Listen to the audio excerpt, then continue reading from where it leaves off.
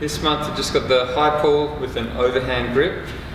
You can make it a bit lighter, just warm it up even with the thinner band, and then just getting that overhand grip. You can double up the band or go heavier band depending on the rep range. If you find even that's a bit tough, just loosen the band, or you can even go down onto the knees so there's not as much band tension.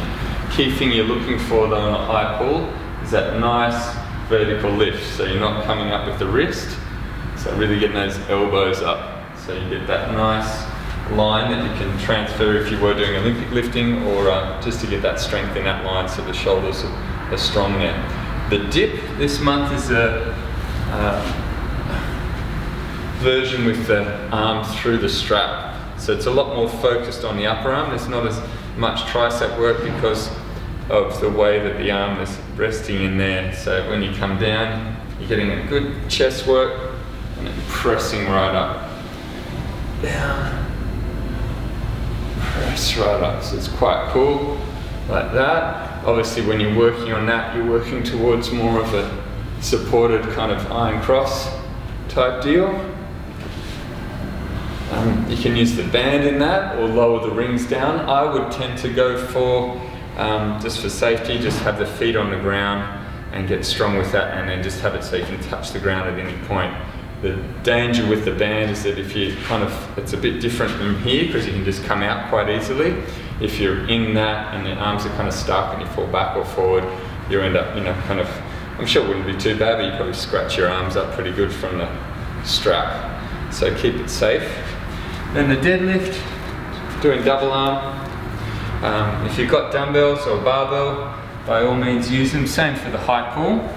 But if you've got the bands, I like, being able to do it all with the bands. From here, just got that deadlift position there, legs, then hips. Hips, then legs. Because you're holding this, it's more like a trap bar deadlift, so if you've got one of those, even better, you don't have to worry about the sequencing, you just stand up basically. So you don't have to worry about the bar hitting the legs. Pretty simple.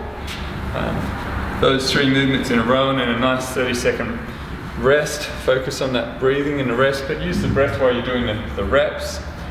When those higher reps though, you're going pretty fast with those breaths, and the lower reps it's pretty heavy, so you're stabilizing the rib cage so breathing doesn't come as easy, and it shouldn't, because the load and the force that's going through the chain is not going to allow for the optimal respiration. So you want to use that rest period to reset before you go into the next set, and always use those first couple to really warm up, and the third and fourth are really heavy working sets.